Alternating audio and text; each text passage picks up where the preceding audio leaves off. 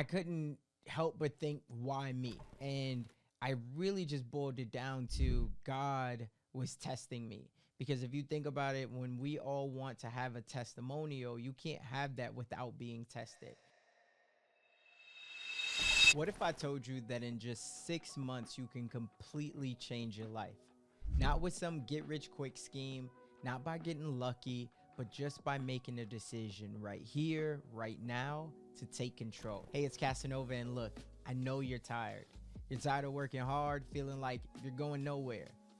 You're tired of watching other people succeed while you're stuck in the same spot. Maybe you're lying awake at night wondering if this is all that there is to life. And trust me, I get it. I've been there. Let me share a story with you. Not too long ago, I was exactly where you are. I was broke, I was homeless, I was feeling like I was out of options, and I had mouths to feed. But within 6 months, I was able to close over $5 million in real estate deals. Now, let me tell you something. It does not matter the product or the service. The principles are all the same. And that's what I want to share with you today. So you know that if I could do it, you can do it too. But let me be clear. This is not about motivation. This is truly about transformation. And the change that you're looking for, it starts today. So I'm not just here to give you a pep talk. I'm not just here to motivate you. I'm here to give you a blueprint that I followed that allowed me to be able to go from broke and homeless to being able to close $5 million in real estate within 6 months. And I'll tell you something else. It does not matter how dark your light seems to be right now. You might be saying, Casanova, look, but you don't know my story. You don't know where I've been. You don't know the things that I'm going through. And you know what? You're right. But I can tell you that your future is still brighter than ever. And I know because it's the same things that I told myself, and I was able to turn my life around. And that's exactly what we're going to be getting into today. So if you're ready to prove everyone wrong who doubted you, then stick with me, because in the next few minutes, we're going to go over exactly how to change your life in the next 6 months without needing millions or luck. Now, let me take you back to when I was 15 and I was diagnosed with stage 4 lymphoma cancer. I remember the doctors had told me that I could have just waited 2 more weeks and I would have died naturally in my sleep. Imagine that, being told that your life almost over at 15 years old, and you're woken up in a hospital bed and you have all of these needles and dyes and everything that's tied to your body. As crazy as it sounds, I remember when Jim Rohn had told me, don't wish that things were easier, wish you were stronger. And this didn't make sense in the beginning, but it made sense as I got older. And it kind of goes back to the Steve Jobs quote as well, which says that you can never connect the dots looking forward. You can only connect them looking backwards. But so with that Jim Rohn quote in mind, that's exactly what I did. I fought, I survived, but little did I know life had even more challenges for me. Fast forward to when I'm 26 years old, I go through probably my biggest storm where I lose my mom, my job, and my home all within a matter of 2.5 weeks. And I couldn't help but think, why me? And I really just boiled it down to God was testing me. Because if you think about it, when we all want to have a testimonial, you can't have that without being tested. And so every step of the way, I was thinking, okay, he's testing me, and am I up for the test? And all along, I was thinking, okay, this is another setback, but this is also an opportunity for a major comeback. Now, let me break down 3 principles that changed everything for me. The first one was I had to take ownership. Now, there's a quote by Bob Proctor that I absolutely live by, and he says, if you can hold it in your mind, you can hold it in your hand. And when I was at my lowest point, I realized that I had to stop asking why me, and I had to start asking what now. And I remember one day I was sitting in my car. I was outside of a grocery store, and I was watching all these people go by like through their day, and I thought, like, how can the world just keep moving every single day when it feels like, for me, everything is falling apart? Like, I'm stuck. Everything else is moving, but I'm the person that's stuck. And then it kind of led me to, again, more personal development. And one day I remember hearing Les Brown say that you don't get what you want in life, you get what you are in life. And I was like, man, okay, that was pretty profound for me, because I knew that I had to become the person that was worthy of success in life. Now, I was still early on in my journey. So what did that look like? I was still studying. I was still learning. But I started with small steps. I remember I began reading so many books on personal development. There was Think and Grow Rich. There was Go for No. There was The Richest Man in Babylon. There was Rich Dad, Poor Dad. All these things was teaching me values. And I began to listen to a lot of motivational speakers. I began to listen to a lot of empowerment people. And my goal was to continue to reprogram my mind and replace I can't with how can I, right? All of the little things that could help me to be able to achieve success. And that's the thing that I want you to start with. You have to understand where you are, and you also have to understand who are you listening to. Another quote that I heard that I'll leave you with, it says, he or she who has your ear holds your future. And I thought that that was so powerful. He or she who has your ear holds your future. And so for you right now, you have to ask yourself, who has your ear? Who are you listening to? What are you feeding into your brain? And are you figuring out how you can bring a positive aspect to life every single day? The second thing was I set clear, compelling goals.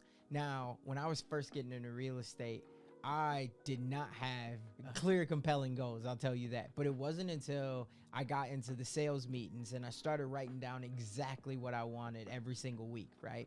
And in my first year, there was an award called the Young Gun Award, and that was doing 50 deals or $10 million in real estate. And before the age of, I want to say 35, and I was obviously meeting that criteria, but I needed to get the results there. And in that first year, in my first 9 months, I did 46 deals totaling $8 million. So I didn't hit the mark. But at the same time, if you know, they say if you reach for the moon and you fail, then you land on the clouds, right? Or you reach for the stars and you land on the clouds if you fail. But for me, I didn't look at it as a failure. It was still a huge success because I knew nothing about real estate 9 months prior. And I had built so many relationships. And that was the thing. When I wrote it down clearly of here's exactly what I want, that's when the universe started to open it up and give it to me. So for you, when you first decide to go on this journey, you have to write down specifically what is it that you want. And you have to be clear. They say put SMART goals out there. That means it has to be specific, it has to be measurable, it has to be actionable, it has to be concise, right? Or very clear. And then last but not least, it has to have a timeline. So make SMART goals. I'll never forget the day that I closed my first deal. This was the deal that it was my very first clients. They didn't even know that this was my first deal, and it was around $450,000. I wound up walking away with a commission check for $10,000, but it proved to me that my goals were possible. Even though everybody in the beginning thought that I was crazy. People were like, man, you're gonna do 46 deals, 9 minutes. Like, that sounds crazy, but I didn't think that it was crazy, and I wrote it down. And so I would tell you every single morning, write down your goals. And even before bed, revisit them. Because for me, it wasn't just about the words on paper. It was about ingraining them into my subconscious mind. As Napoleon Hill would always say, whatever the mind can conceive and believe, it can achieve. So make sure that you're writing it down and you're programming it into your subconscious mind. It's so important. Number 3, consistent, focused action. That's what we got to do. Now, this is where the rubber meets the road for me.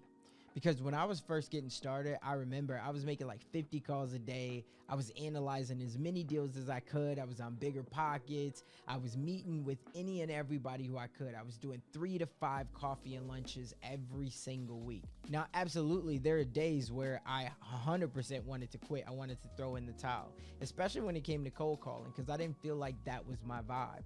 And I remember one week I got rejected. It must have been 49 times in a row. People, first off, having a name like Casanova, nobody even believes it. But second, it was just when I was calling people up talking real estate, I felt like they could understand that I didn't have all of the confidence. So it was hangups after hangups. And I remember I almost had a $1.2 million deal, and it came off of a for sale by owner, and I did everything that I could to help this client. And at the very last minute, the deal fell apart.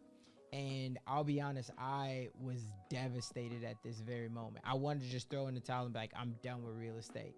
But then I go back, and one of my mentors, Eric Thomas, E.T., hip hop preacher, shout out to E.T. I remember him telling me in that video where he says, when you want to succeed as bad as you want to breathe, that's when you'll be successful.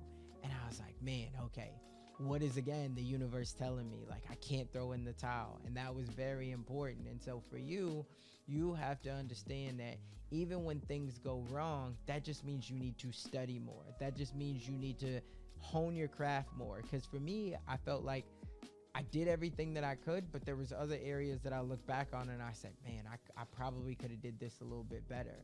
And so when that deal fell through at the very last minute, I remember questioning, why me? Every single day. Like, this was my big deal. This was my big breakthrough. And I didn't have an answer, but I did remember what Napoleon Hill had said. And he said that every adversity, every failure, every heartache comes with the seed of an equal or greater benefit, right? And so I took a step back. I analyzed like what went wrong. I used that knowledge to refine my approach, and that failure led me to an even bigger opportunity where I wound up closing my biggest deal, which was 1.8 million, that I would not have found otherwise, but I was determined. So you see, success isn't a straight line. I need you to know that right now.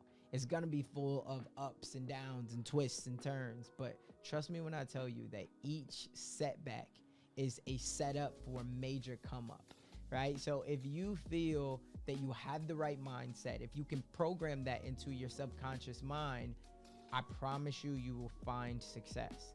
Now I'm gonna share one more story with you. It was when I finally hit my goal. My goal was 10 million, but when I finally hit 8 million in closed real estate deals, I thought I had it all figured out.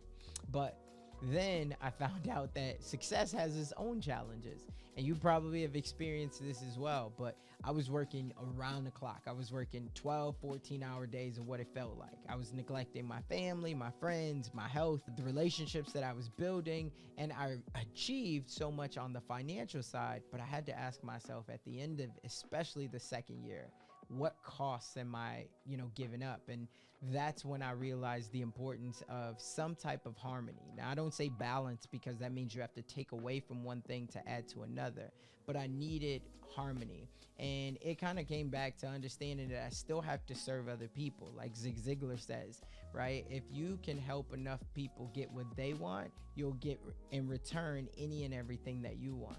And so I started focusing on not just making money, but also making an impact, making a true difference. And I began mentoring other people. I joined the 100 Black Men of Omaha, Urban League in Nebraska, Young Professionals. And I learned when I was serving more people and I could feel that gratitude, that's when I truly felt successful, right? So for you, you don't need millions of dollars or even a lucky break to change your life. What you need here right now is you need to rewrite your story, and you have that power to rewrite your story. But first and foremost, it starts with a decision to take back control, to stop making excuses, to start taking action. So here's my challenge to you. What's the one thing that you're going to start doing today to change your life? Drop it in the comments below, and let's hold each other accountable. I think everybody needs an accountability partner. Why? Is because it allows you to go after a commitment that you made, and you go after it because you don't want to disappoint someone else, especially if you can tell it to somebody who you trust. So Dream Builder, that's what I want to leave you with today. Success, it will leave clues, and you're never going to be able to connect the dots looking forward. You'll only be able to connect them looking backwards. But remember, if you take action on your dream, and if you start today, start small, build up into the bigger steps and momentum, I promise you, you will see success. So in the dream we trust, but you got to take action on that dream, and it starts today. Otherwise, it'll only merely be a fantasy. That's all for this one. Hit that like button if you got any value out of this, and I'll catch you on the next one.